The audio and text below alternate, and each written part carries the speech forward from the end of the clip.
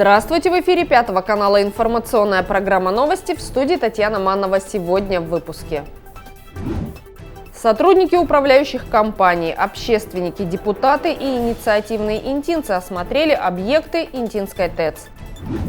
1,5 тонны гуманитарной помощи. В Белгородский госпиталь отправлена вторая партия ценного груза. Команда интинских баскетболистов сильнейшая в Республике Коми. Учащиеся лицея номер 1 приняли участие во всероссийском чемпионате школьной баскетбольной лиги КС Баскет и одержали победу. Интинцев познакомили с работой главного теплоисточника города. 1 февраля на Интинской ТЭЦ прошел День открытых дверей. Для руководителей управляющих компаний, депутатов округа и общественников провели экскурсию по объекту и насосной станции. В ходе встречи горожане могли задать энергетикам интересующие вопросы. Интинская ТЭЦ является режимным закрытым объектом. Далеко не все жители могут побывать на ресурсоснабжающем предприятии и посмотреть его работу изнутри. Такую возможность им предоставило руководство компании ПАО «Т+» в рамках встречи, которая состоялась 1 февраля. Сегодня у нас встреча посвящена общению, диалогу, знакомству с работой станции, с работой транспорта тепловой энергии, которую мы осуществляем по нашим системам. Через насосные тепловые пункты, через трубопроводы, которые поставляют тепловую энергию в дома жилые, и населению. У нас встреча запланирована таким образом, что мы сегодня знакомим, первое знакомство будет всех желающих с работой самого источника тепловой энергии этой станции, будет экскурсия проведена, будут показаны основные элементы, которые создают тепловую энергию. Затем у нас будет открытая беседа. Это те вопросы, которые появились сейчас уже со стороны управляющих компаний, со стороны жителей. Мы будем их обсуждать, надеюсь, конструктивно, с пользой для каждого. Вторая часть будет – это знакомство уже с тепловыми сетями, это экскурсия на насосную станцию, знакомство с диспетчерским тепловым пунктом.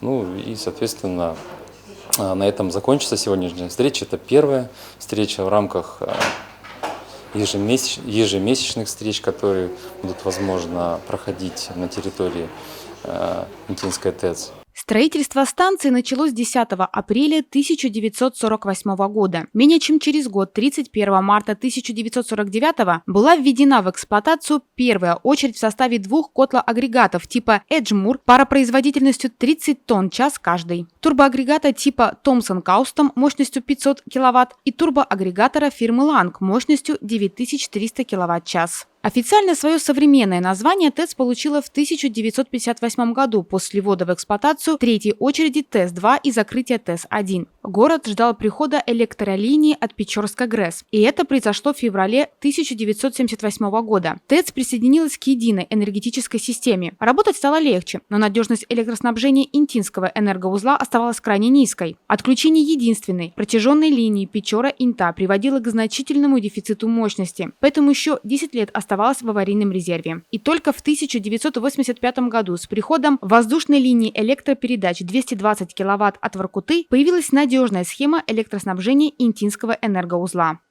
Даже были отключения районов, потому что не хватало электроэнергии. Соответственно, сейчас город схлопывается, и электрика в связи с тем, что запертые мощности как на Воркуте, так и на Печоре, то есть нужда в генерации на Интинской ТЭЦ, по идее, отсутствует только чтобы покрыть собственные нужды, и в случае, если вдруг что-то, не дай бог, случится, турбина остается, переходит на собственные нужды, по крайней мере, все оборудование остается работать, и город без тепла не останется. Интинская ТЭЦ всегда была и остается ведущим предприятием в системе жизнеобеспечения Инты, а в 2018 году стала единой для города теплоснабжающей организацией. Сейчас на балансе предприятия 48 километров тепловых сетей. От четкой, бесперебойной работы этого предприятия зависит благополучие, уют и комфорт в домах горожан. В настоящее время на Интинской ТЭЦ установленная электрическая мощность 6 мегаватт, установлена тепловая мощность 191 гигакалорий в час, 5 котлоагрегатов и 1 турбоагрегат. То есть планирование тепловой нагрузки.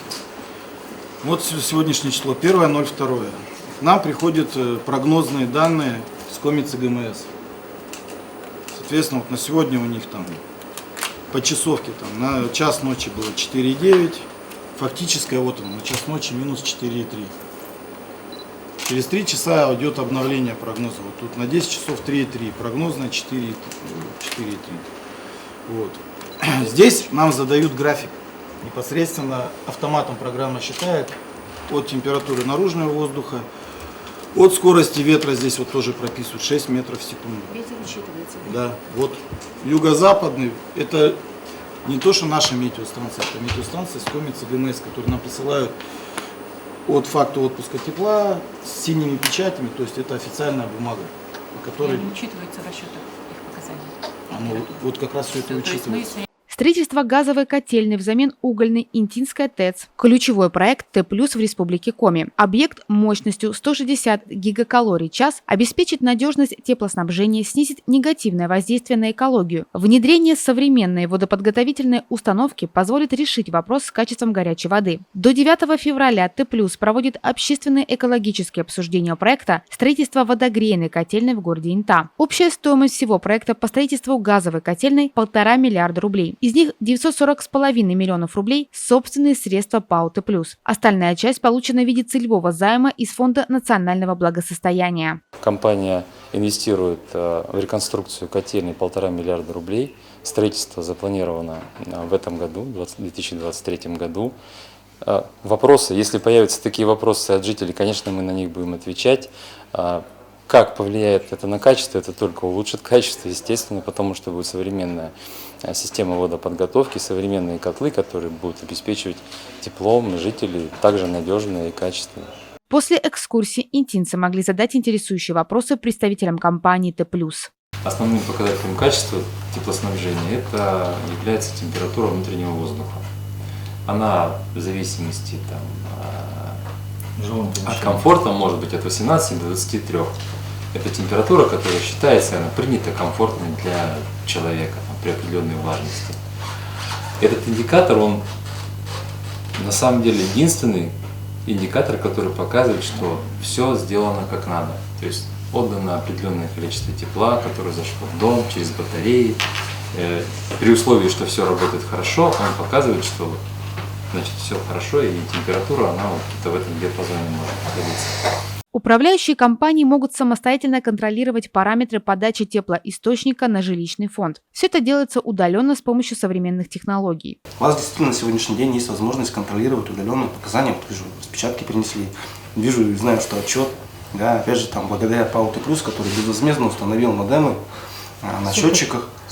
Вот, да, об этом надо тоже напомнить, что модемы установили, дали возможность пользоваться системой на безвозмездной основе, без абонентской платы, без каких-либо там денег и так далее, где действительно есть возможность контролировать параметры. Сейчас в нашем городе нет массовых жалоб на холод в квартирах, но интинцы помнят, что в декабре-январе нынешнего отопительного сезона, когда температура наружного воздуха колебалась от минус 30 до 14 градусов, в многоквартирных домах было очень некомфортно. Параметры, которые формируются на источнике, они каждые 3 часа меняются, и диспетчер вынужден, естественно, корректировать все это с учетом температуры наружного воздуха и в том числе ветра. На текущий момент, вы правильно сказали, что есть проблема, которая возникла с 1 по 15 января. Она связана с тем, что появились некие, субъективная оценка холода. То есть люди начали жаловаться, пока между собой кто-то писать начал. В этот период комиссии выходили на тепловые узлы и не фиксировали саму недопоставку по температуре. Но, тем не менее, все равно ощущение холода у всех сохранялось устойчиво, и непонятно почему и откуда эта проблема. Вот на текущий момент мы эту историю видим так. Значит, в Инте в этот период происходили сильные колебания температуры наружного воздуха.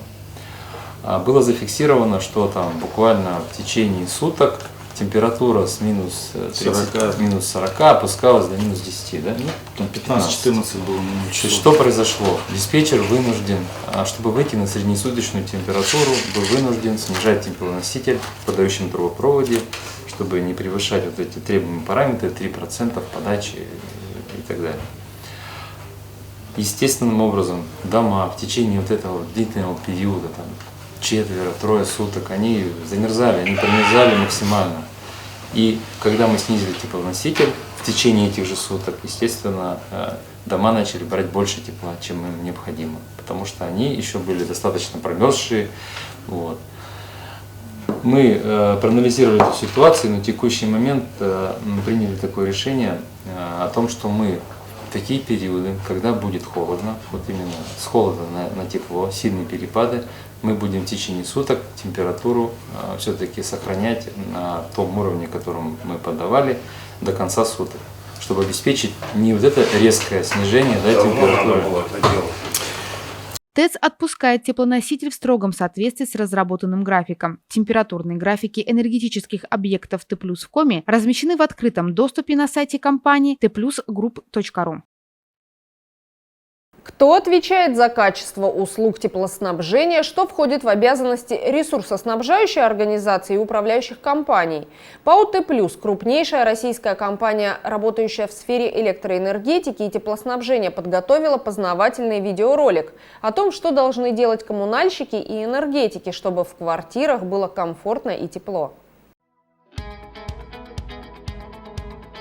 Тепла вашему дому. Перефразируя известную фразу, начнем наш рассказ. Итак, кто и за что отвечает, чтобы в наших квартирах было комфортно и тепло? Начнем с теплоснабжающей организации, то есть кто производит тепло в городе. В нашем с вами случае ресурсоснабжающая организация – это Т+.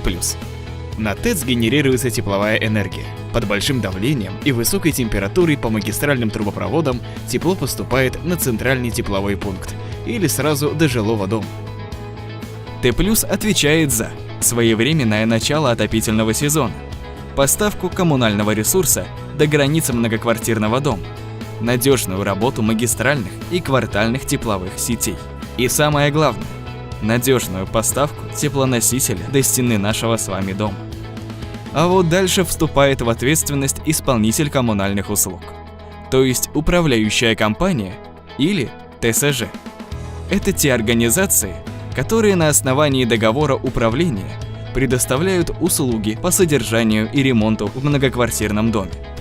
Зона ответственности управляющей организации – распределение теплоносителя внутри дома, содержание и ремонт общего имущества в МКД, подготовка дома и инженерных коммуникаций к отопительному сезону, а также обеспечение их надежной работы.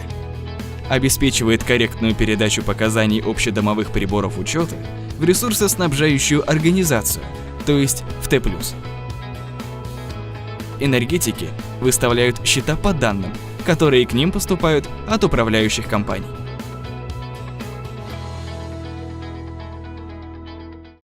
Из НТ отправлена очередная партия гуманитарного груза в Белгородский госпиталь. Жители Приполярья собрали огромное количество вещей, которые могут пригодиться раненым военнослужащим и медицинским работникам. Организаторы и участники благотворительной акции загрузили в «Газель» 1,5 тонны мешков и коробок. Сотрудники городской администрации, специалисты отделов промышленности, транспорта, связи и ЖКС, информатизации и защиты информации, единой дежурной диспетчерской службы загрузили в автомобиль десятки мешков и коробок с гуманитарной помощью. Машина отправится из Инты до Печоры по зимней автодороге, которая обустроена Печорским линейным производственным управлением магистральных газопроводов общества с ограниченной ответственностью «Трансгаз-Ухта». Из Печоры водитель направится в Ухту, где его встретят представители волонтерских движений. Поеду до Ухты, там выгружаться буду. В мешках одежда, обувь, постельные принадлежности, в коробках продукты питания, медикаменты и многое другое. За полчаса грузовой отсек «Газели» был заполнен до отказа. Свободного места в фургоне не осталось.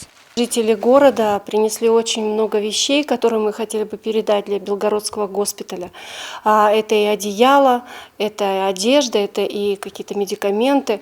Спасибо всем огромное, все с большой теплотой, с раскрытой душой принесли нам это все. Мы очень всем благодарны. Союз женщин, а также просто жители нашего города пришли, потратили время, чтобы упаковать это все, зашить мешки. Это тоже очень большая работа была проведена. Всего мы набрали более 30 мешков, 100-200 литров объемом. После этого Владимир Алексеевич Киселев договорился, чтобы нам эту отправку доставили от Инты до Ухты по Зимнику. Спасибо большое водителю Артему, который согласился это сделать. И большое спасибо всем, кто принимал участие в организации этого процесса. Пришли мужчины с администрации, которые помогли перетаскать эти огромные мешки, погрузить в машину. Спасибо большое людям, Андрею Анатольевичу, который принес мешки. Очень много людей участвовало. Спасибо всем. Я всем благодарна. И если кого-то забыла назвать, прошу прощения, но Галина Васильевна приходила, женщина, несколько дней, она тоже помогала, пожилой человек, но она помогала, каждый мешок зашивала, упаковывала, раскладывала вещи. Вот. И женщина одна принесла, говорит, я инвалид, у меня руки трясутся, но я смогла, связала несколько пар носков, передайте, пожалуйста, в госпиталь.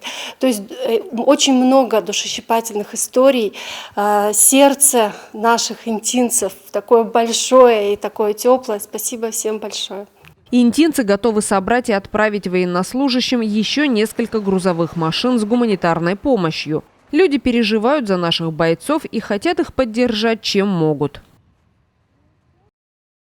Инта приступила к работе по рассмотрению народных инициатив в рамках реализации проекта «Народный бюджет» на 2024 год. Уже началось проведение собраний. Жители округа выносят на обсуждение предложения по проведению ремонтных работ, развитию городских и сельских объектов, модернизации производств и приобретению необходимого оборудования. Напомним, проект «Народный бюджет» инициирован главой Коми еще в 2016 году. Инта принимает в нем активное участие. Специалисты городской администрации оказывают содействие гражданам, помогают определиться со сферой реализации проекта, объясняют механизмы финансирования народного бюджета, в случае необходимости помогают с разработкой дизайна проекта. В этом году благодаря инициативным жителям в округе будет реализовано несколько проектов в разных сферах. В селе Петрунь обустроят деревянный тротуар по улице Центральная. Стоимость работ почти 3 миллиона рублей. В библиотеке установят новые оконные блоки. В Косьювоме модернизируют уличное освещение. 30 устаревших ламп заменят на современные энергосберегающие светильники. Реализация проекта обойдется в 531 тысячу рублей. Жители сел всегда активно участвуют в народном бюджете, подают по 6, по 10, по 11 заявок от одного села. В прошлом году мы здесь провели работы по кладбищу. На этот год у нас освещение прошло, это энергосберегающие светильники, будут заменены 30 светильников. Хотя освещение здесь есть, но мы его заменим на энергосберегающие. Эти светильники, которые снимем, оставим же здесь же и где-то дополним, где-то необходимо будет менять. То есть они останутся здесь, в Косьювоме, в селе, и будем с ними работать. То есть это будет как материал, чтобы не завозить из города, если где-то будут вопросы. Сейчас проработали на собрании уже на 2024 год. Есть довольно много предложений, примерно 15 в разных направлениях. Каждое отработаем, подготовим документы, поможем и, конечно, подадимся.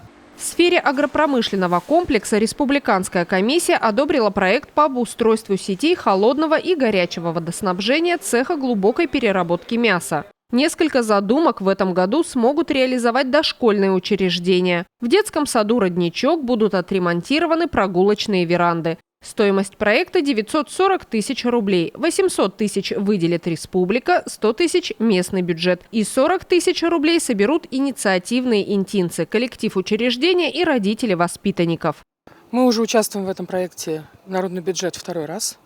Первый раз у нас было 2 проекта, и сейчас мы решили поучаствовать, чтобы благоустроить и модернизировать нашу предметно-пространственную среду детского сада. И решили обратить внимание на наши прогулочные веранды. Они у нас хорошие, но мы хотели благоустроить их тем, что заменить кровельное покрытие и половое покрытие. Потому что наш детский сад построен в 1989 году. И по настоящее время мы веранды не ремонтировали. Они у нас служили верой и правдой.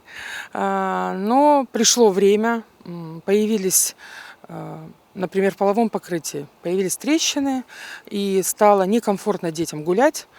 А для детей самое главное, особенно в нашем северном городе, чтобы прогулка проходила комфортно. Это и защита от ветра. Как это ни странно, что северный город летом это защита от жары. И возможность для педагогов провести там игры малой подвижности, самостоятельную деятельность с детишками. Поэтому я решила как руководитель акцентировать внимание именно на прогулочных верандах. И в программе «Народный бюджет» мы заявили и выиграли. И будет у нас благоустроены 3 веранды. Я считаю, что это большое достижение будет для нас. Будет это все сделано в летний период. Дело в том, что у нас в этом году детский сад закрыт на летний период, поэтому у нас есть возможность без детей благоустроить веранды, поменять половое покрытие, как я уже сказала, кровельное. Надеюсь, все будет прекрасно. И дети у нас уже с сентября в этих верандах будут чувствовать себя комфортно. Детский сад «Крепыш» в этом году приобретет учебное оборудование для логопедического кабинета на сумму 930 тысяч рублей из республиканского местного бюджетов и сборов инициативных граждан, поддержавших проект. В проекте «Народный бюджет» мы вышли 2-й раз за все, наверное, его существование. И в этом году мы заявились на приобретение учебного оборудования для кабинета логопеда. Оно включает, и мы вышли, и республика одобрила, и мы победили, и мы будем приобретать это оборудование. Сейчас уже начинаются реализация этапов проекта. Будет, значит, в рамках проекта приобретено следующее оборудование. Это стол логопеда, это методический комплекс сундук логопеда, который включает очень много интерактивных вещей в помощь для учителя логопеда. Это методический комплекс космодром с коррекционной направленностью будет для детей. Мир, в котором живет и воспитывается ребенок, характеризуется постоянным обновлением информации. Он динамичен и изменчив. Наша задача как современного педагога сделать обучение детей наиболее интересным, ненавязчивым, эффективным. Что для этого надо? Обязательно необходимо привлекать интерактивные технологии, идти в ногу со временем. На базе нашего детского сада функционирует консультационный пункт для деток, не посещающих дошкольное образовательное учреждение. Вот данное интерактивное оборудование поможет быстро и эффективно провести логопедическое обследование и также вдохновить деток к получению новых знаний, повысить их такую познавательную активность.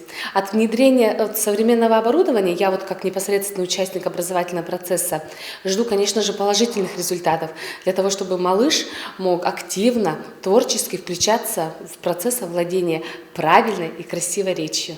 В рамках республиканского конкурса школьного инициативного бюджетирования «Народный бюджет в школе» победу одержал проект, разработанный учащимися и педагогами гимназии номер 2. В общеобразовательной организации появится свой медиа-центр. Гимназисты планируют создавать информационные сюжеты о жизни школы, развлекательные и познавательные видеоролики, которые будут транслироваться в социальных сетях и в гимназии. Целью нашего проекта было создание на базе нашей гимназии школьной телестудии, которую мы назвали «Дети в кадре», потому что главным действующим лицом, естественно, будут наши дети.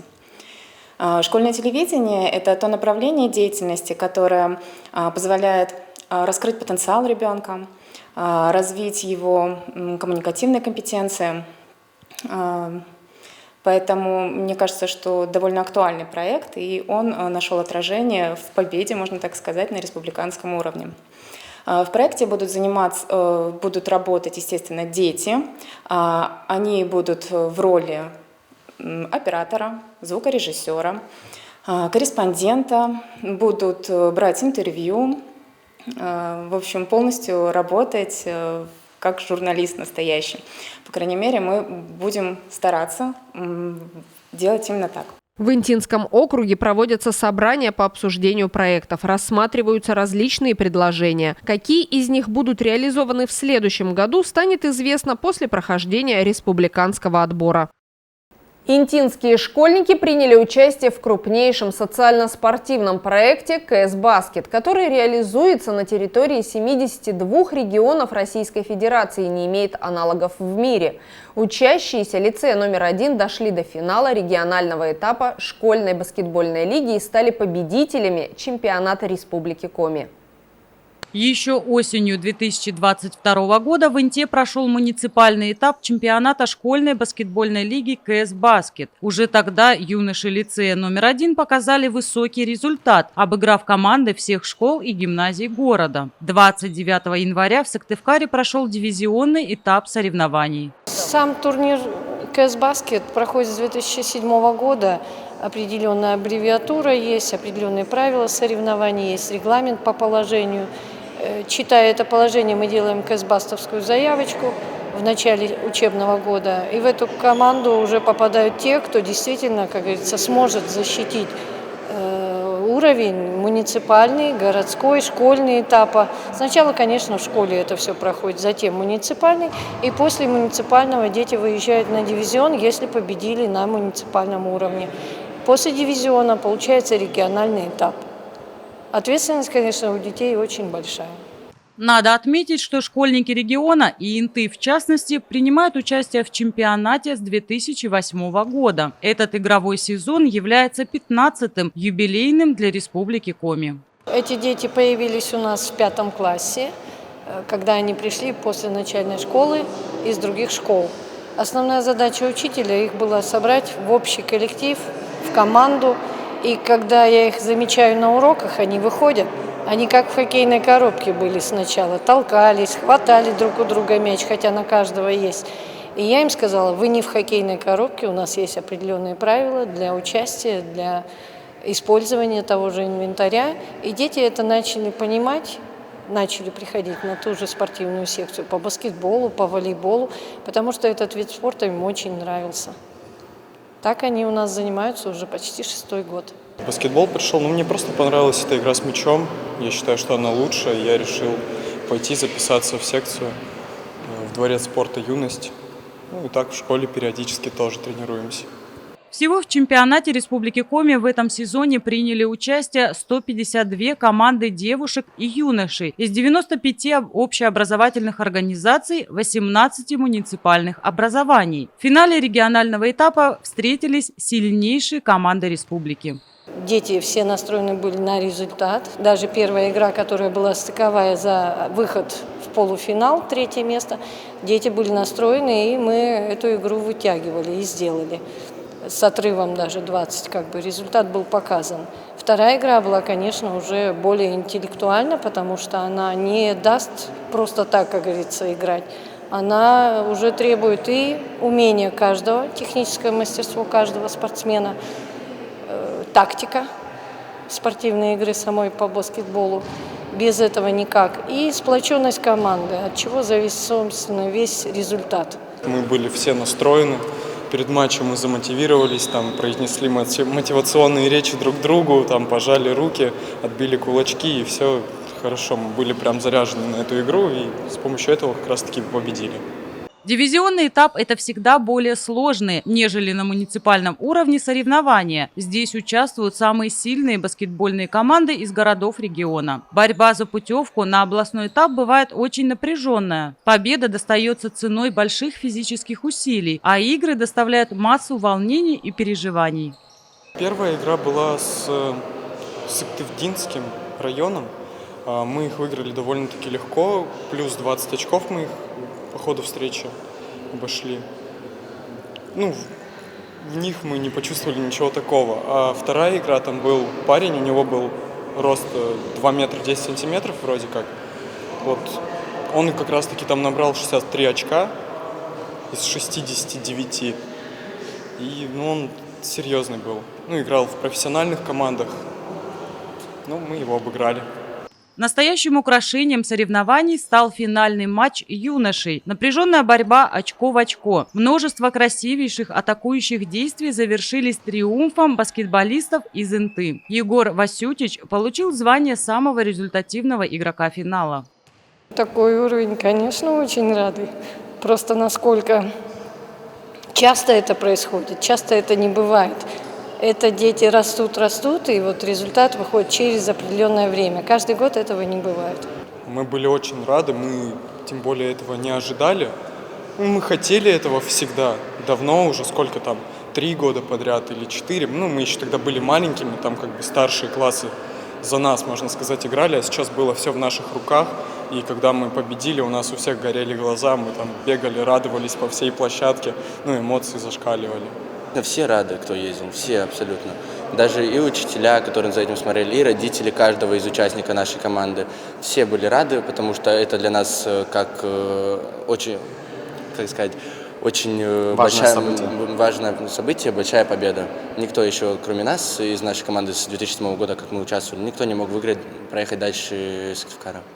Буквально в прошлом году мы тоже пробовали, ездили в Воркуту, выиграли муниципальный этап здесь и ездили на региональный в Воркуту. Нам не хватило буквально 9 очков для победы, чтобы выехать дальше. И вот за год мы натренировались и сделали то, что хотели. Юноши усердно готовились к предстоящим соревнованиям. Основным местом тренировок для этих ребят является спортивная школа «Юность». Но и в любимом лицее ребята много времени уделяют спортивной подготовке. Мы тренируемся каждый как хочет 5-6 дней. То есть мы тренируемся, ходим в этот зал на тренировки, но мы и вместо этого ходим еще и в дворец спорта «Юность». Мы там тренируемся, у нас там главный тренер Ярмаль Юрий Ксюсевич. Он нас тренирует, он нас и приготовил к этим соревнованиям. То есть ради него, из-за него, то, что он нас приготовил, мы выиграли. Хочу дополнить то, что занимаемся мы 3 раза в неделю именно там, в Дворце спорта и юности. Здесь каждая перемена, берем мяч, бросаем в кольцо, все замечательно, все красиво. В середине марта мы поедем в Архангельск, это СЗФО, там будут различные команды, там Питер, Архангельск, в общем, много команд. Все, через месяц уже, получается, поедем. У нас мало времени на подготовку, но мы будем усиленно работать. Впереди этих ребят ждет финал чемпионата Северо-Западного федерального округа. Команда лицея номер 1 будет отстаивать честь всей республики и любимого города Инты на областном этапе, который пройдет в Архангельске с 14 по 18 марта. И в завершении выпуска информация от сотрудников правоохранительных органов. Горожан предупреждают о появлении нового вида мошенничества и призывают к бдительности. На территории Инты участились случаи мошенничества с использованием популярного интернет-магазина «Озон». Злоумышленники под видом продавцов или службы безопасности сообщают о проблемах с заказом. И чтобы переоформить доставку, просят сообщить код из СМС-сообщения или письма, поступившего на электронную почту. После чего происходит хищение денежных средств со счетов «Озон». Не нужно общаться с неизвестными собеседниками и выполнять под диктовку какие-либо действия. Не сообщайте никому коды и пароли. Сотрудники служб безопасности не запрашивают такую информацию. При отмене покупки вы можете самостоятельно переоформить заказ. И это все, о чем мы хотели рассказать вам сегодня. Смотрите новости на 5 канале и будьте в курсе значимых событий Инты. Всего доброго и до свидания.